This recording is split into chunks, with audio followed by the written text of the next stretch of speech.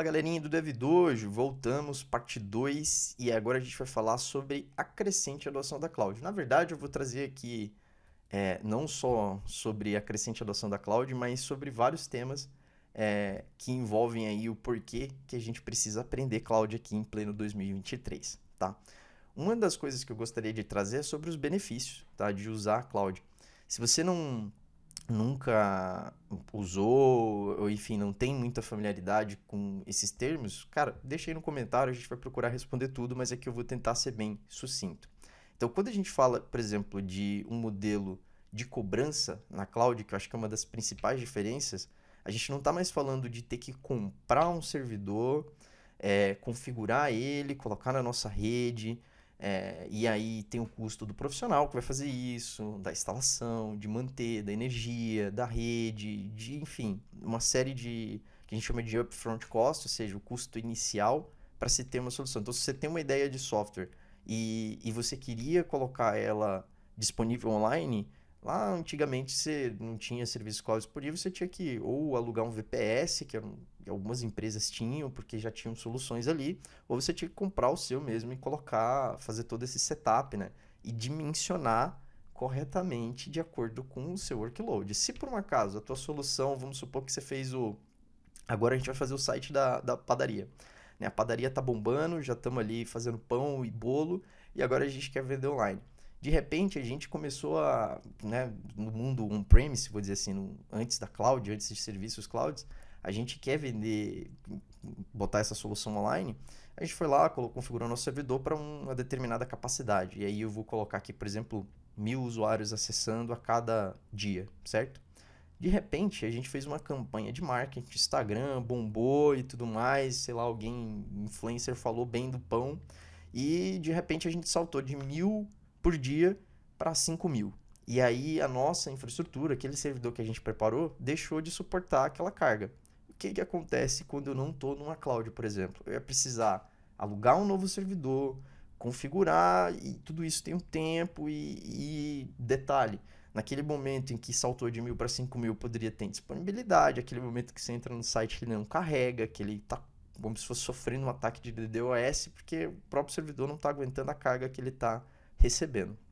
Quando a gente traz isso para a cloud, muda tudo. Primeiro porque eu posso ter uma infraestrutura flexível, né? Eu não tenho esse upfront cost de comprar infraestrutura, de provisionar. Claro, eu vou configurar uma infraestrutura inicial, e aí vou dar um exemplo aqui usando a AWS, uma EC2, que é uma máquina ali que tem computador, tem CPU e memória, né? Recurso de computação e memória. E aí, com esses recursos, eu vou configurar para subir e rodar essa aplicação, obviamente. Mas eu tenho recursos na cloud que me permite adicionar mais máquina, ou seja, adicionar escala horizontalmente ou verticalmente. Que aí, quando a gente fala verticalmente, para quem não conhece esse termo, horizontal, eu coloco mais recursos, mais no mesmo ao lado. Vertical, eu pego esse recurso e subo ele de, por exemplo, se eu estava com 2 GB de memória, eu aumento ele para 4. Mesma coisa vale para CPU. Estava com um núcleo de CPU, aumento ele para 2. Então, esse é a escala vertical. Quando eu adiciono mais recursos, a escala horizontal é quando eu tenho uma máquina, um computador rodando com 2 GB de memória e um de CPU e coloco outra do lado rodando a mesma coisa e balanceio a carga entre os dois. É uma maneira de eu conseguir ali escala horizontal, né? Replicando aquele processo. A gente consegue isso a nível de processo da aplicação, com multithread, enfim, mas também consegue isso de maneira física, subindo a mesma infraestrutura, com o mesmo serviço rodando, e a gente vai entender um pouco disso ali quando a gente for entrar na prática da cloud. Mas acho que um dos principais benefícios da cloud é justamente esse, de você poder iniciar a sua infraestrutura de uma maneira e adaptar ela de acordo com o que for necessário. Então, se eu tinha 1.000 usuários e tinha uma infraestrutura para 1.000 usuários, eu vou estar lá suportando. Mas se eu configurar a minha infraestrutura para escalar conforme o aumento da demanda, com a cloud eu vou conseguir fazer isso em near real time, né? Alguns minutos ali, dependendo da estratégia. E tem várias estratégias para conseguir chegar nesse resultado. Então, se a gente olhar, por exemplo, nesse gráfico, ele tenta ilustrar justamente esse processo, né? E aí, vou focar aqui, tem uma frase ali que é a otimização de custo, que está muito relacionada com justamente essa funcionalidade, né? Essa possibilidade que a gente tem com a cloud. Se você for olhar aqui, a linha vermelha é a demanda, certo? Então, o que é a demanda? É a quantidade de usuários lá que está acessando o site da padaria. quando eu falo de Automated Visualization, ou seja, que é essa linha amarela, seria o meu recurso na cloud configurado para escalar, tanto para cima, ou seja, aumentou a demanda, foi de 1.000 para 5.000, por conta dali da promoção que a gente fez. A minha infraestrutura vai escalar. Se eu estou falando de uma máquina, e aí dependendo da escala que eu configurei, vertical ou horizontal, ela vai subir de acordo com a demanda, porque eu configurei assim ali na cloud e sem precisar eu ir lá atuar manualmente. Isso pode ser automatizado. E a gente vai entender como isso é automatizado, né? Mas o importante aqui é entender que a minha infraestrutura ela vai se adequar à minha demanda por conta da configuração. E a linha azul é o que seria o traditional hardware, ou seja, a minha infraestrutura, o servidor que eu comprei e que não tem essa capacidade de alta escala e que eu precisaria primeiro entender o que aconteceu, provisionar mais recurso, configurar, para daí sim ter a escala. Então no gráfico você consegue ver que existe uma predição de demanda ali que ele faz, né, que é essa linha tracejada laranja, mas nota como ela segue uma tendência, né, de estar sempre subindo. Nota como a linha amarela, que é a nossa cloud, vamos dizer assim, infraestrutura cloud, vai seguindo a demanda, enquanto que a linha azul, e aí entenda que o eixo o vertical ali é o custo, certo? E o eixo horizontal é o tempo.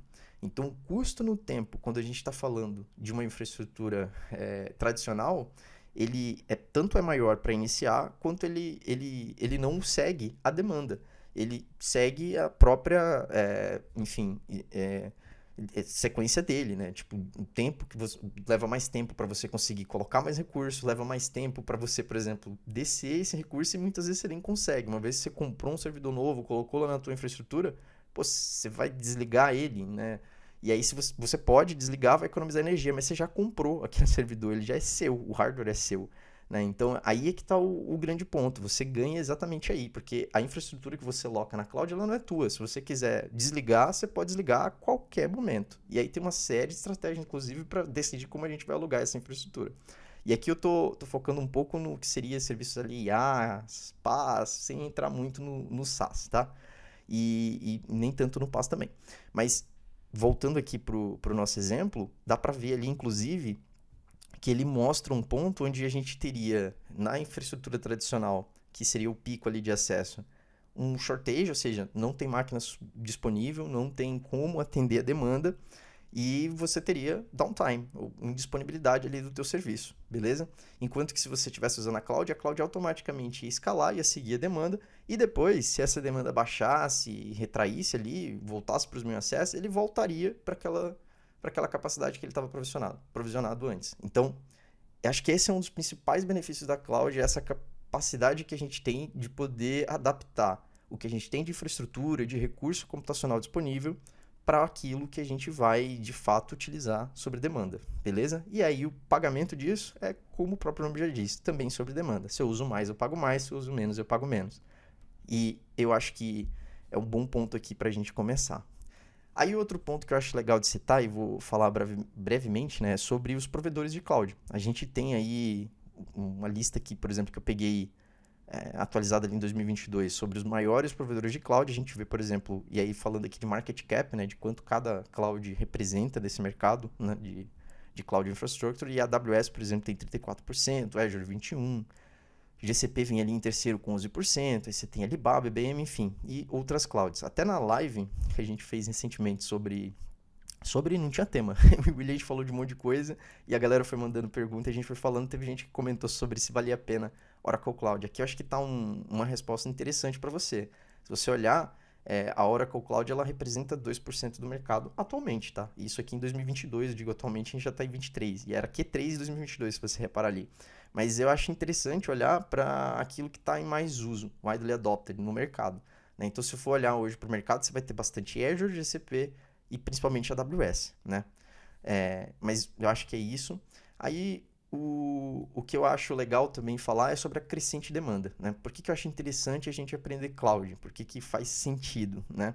Se você olhar o mercado de trabalho hoje, ele não pede mais só Java, não pede mais só programação Node.js, JavaScript. Não é mais só uma linguagem de programação que a gente precisa, não é mais só um framework. Hoje em dia, o mercado, como eu disse, ele trabalha com alta escala, com demanda, com alta disponibilidade, principalmente em empresas maiores que fornecem soluções aí de SaaS, né, ou PaaS às vezes.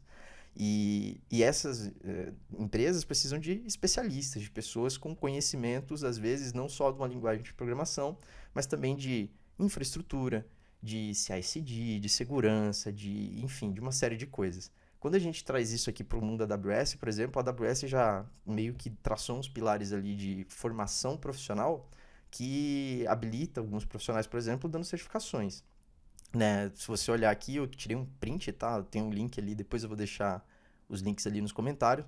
Mas basicamente a gente tem uma série de certificações, de treinamentos que a AWS montou e disponibilizou que qualquer um pode fazer. Você pode tirar uma certificação sem ter feito nenhum tipo de treinamento, mas o que né, a ênfase aqui é que sem experiência, sem treinar, sem estudar para prova, você vai tomar bomba, né? Não são provas muito fáceis, tem vários níveis, tem Practitioner, tem Associate, que é um nível intermediário, tem as Professionals e tem as Specialties, que a diferença principal entre cada uma são níveis de dificuldade. Até eles recomendam ali, se você olhar, tempo de experiência atuando com algumas daquelas áreas. E aí eles dividem ali em algumas especialidades. Você tem arquitetura de solução, você tem o DevOps Engineer, falando do nível Professional. Do nível Associate, você tem arquitetura de solução, DevOps, SysOps Administrator.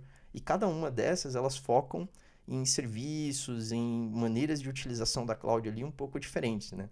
Às vezes, por exemplo, na Solutions Architect, você tem muito mais ênfase em arquitetura de solução mesmo. Às vezes, pilar de segurança, pilar de escalabilidade, de custo, e, enfim, uma série de coisas. Na Develop, você tem bastante desenvolvimento, deploy. Na SysOps Administrator, você tem muito sobre como administrar a tua cloud, a tua conta, a tua infraestrutura, a maioria dos recursos, e, enfim, né? Aí tem nas specials você tem sobre dados, database, machine learning, security, enfim, uma série de caminhos ali que você pode seguir e vai depender bastante do que você quer para sua carreira, né? Se você, por exemplo, é um desenvolvedor, quer aprender cloud e quer saber como seus serviços estão rodando lá dentro, entender um pouco mais sobre escala, o que eu recomendo são obviamente, a primeira ali, Cloud Practitioner, que é iniciante para você entender o que são esses serviços, a Solutions Architect e a Develop. E aí depois você pode ver ali database, enfim, Solutions Architect Professional já é um pouco mais avançado, eu não tento estudando para ela inclusive, mas ela foca bastante em organizações, em várias contas, em como gerenciar tudo isso, beleza? Então, mas assim, acho que é legal a gente saber que existe todas essas certificações e que você pode ir atrás delas depois e que esse conhecimento aqui que você vai adquirir, por exemplo, pode servir de base para os seus estudos e para daí depois você conseguir uma certificação dessa vai ser bem legal para o teu currículo, beleza? E aí a Cloud AWS, né, que eu acho que a ênfase aqui do nosso treinamento vai ser essa, e quando a gente fala sobre a Cloud AWS, eu acho legal dizer que ela é distribuída globalmente, eu acho que a maioria das clouds são assim, né, tem essa distribuição global, tirando ali as privadas, que às vezes estão num lugar só. Mas um ponto interessante é de saber que a AWS está distribuída em mais de 31 regiões. Isso aqui é os dados que eu tinha no dia que eu preparei essa apresentação. Espero que não tenha saído nenhuma nova. Até que região não sai tão rápido assim. E aí, só para vocês entenderem, a região é globalmente mesmo, né? Pensa assim, lá em São Paulo é uma região, né? Na região Brasil aqui, e aí você tem ali a SA East One, né, que é a nossa região de São Paulo. Quando você fala Estados Unidos, tem mais de uma região, tem várias regiões, e aí você vai ter ali, por exemplo, US East One, na Virgínia, em Ohio, enfim, vários lugares, então é distribuído localmente mesmo. E dentro de uma mesma região, né, geograficamente distribuída, você tem também zonas de disponibilidades. Essas zonas de disponibilidades são data centers mesmo, físicos, que estão dentro de uma mesma região. Pode ter um, dois ou mais, três. Por exemplo, São Paulo a gente tinha 2 até recentemente e agora adicionaram mais um, então a gente tem 3 zonas de disponibilidade. Não lembro se foi mais de um agora de cabeça, mas pelo menos 3 eu sei que tem, né? E isso significa que eu tenho data centers espalhados geograficamente, com uma certa distância entre eles, até para garantir que, se, por exemplo, no centro de São Paulo caiu a energia ou uma bomba, alguma coisa nesse sentido, o outro data center vai estar de pé, que está bem longe, distante daquele ali. E quando a gente fala, por exemplo, de serviços, né, a AWS tem mais de 200 serviços disponíveis, é serviço pra caramba. Então, aí entre IaaS, PaaS e até SaaS, né, dentro do próprio marketplace ali você vai ter algumas soluções. E eu acho que é basicamente isso. Sobre modelo de preço, que é uma coisa que a galera se preocupa bastante. Poxa, mas se eu for para cloud, eu vou ter que colocar meu cartão lá e já era. Cara, fica despreocupado. Existem maneiras de você utilizar por um bom período, inclusive 12 meses, está citando ali no free tier da AWS. E aí, falando de AWS, há uma porrada de serviços ali de graça. Eu vou mostrar depois, a gente vai abrir na prática, olhar o free tier, tudo certinho. Mas a princípio você precisa saber quando você cria sua conta, né, uma conta nova, você tem 12 meses de uma série de serviços gratuitos. Aí inclui computação, storage, network, enfim, uma série de coisas para você conseguir testar, usar por um período, validar uma ideia ou até aprender. E aí depois disso, talvez você vai ser cobrado e vai depender muito da escala. Uma coisa legal da cloud é como eu falei, quanto mais você usa, mas ela pode custar. Mas se você usa pouco, ainda tem esse subterfúgio aqui do free tier para você conseguir testar, validar suas ideias ou até mesmo aprender. Beleza? E aí, claro, como eu falei, tem uma série de serviços, tem uma página que o link vai estar aqui também, que você consegue validar. Poxa, eu quero fazer uma solução tal, quero ver se ela tem free tier e o que está incluso no free tier. Então a AWS tem uma página exclusiva ali para você consultar quais são os free tiers, quais são os serviços, quais são as limitações. Então, por exemplo, banco de dados, o Amazon RDS aqui com MySQL, Postgres, se você tem 12 meses gratuito, eu sei, ou 750 horas, né, mensal, se eu não me engano ali, para você deixar lá aquela base de dados rodando, claro, num nível bem pequeno, instância bem pequena e tudo mais. A mesma coisa vale para Dynamo, você tem até 25 GB de armazenamento de graça. EC2, que é o recurso computacional que eu falei, no nível de instâncias pequenininhas, né? Ele coloca ali até 2 micros, você tem também 750 horas e pode usar por um bom período. Beleza? E é isso. Acho que sobre a introdução, até tentei avançar. Se ficou muito rápido, bota o 0,75x aí do YouTube. Mas eu tentei fazer aqui um apanhado geral para não ficar muito maçante essa parte teórica, mas que tenham. Mas era importante ter para a gente poder se alinhar, principalmente aqui com os termos que a gente vai utilizar durante o resto dos vídeos que vão ser práticos. Então, na próxima aula, a gente já vai vir com criação da conta, MFA de setup e o setup da MFA, desculpa, e algumas configurações de alerta ali de free tier para que a gente não tome susto na fatura no final do mês e consiga trabalhar, fazer tudo que a gente vai fazer aqui de maneira gratuita. Então é isso. Se você gostou, deixa seu like. Se você não gostou, dislike, comenta, deixa seu feedback de novo, né? É importante aqui para a gente estar sempre buscando melhorar. E é isso aí. Valeu!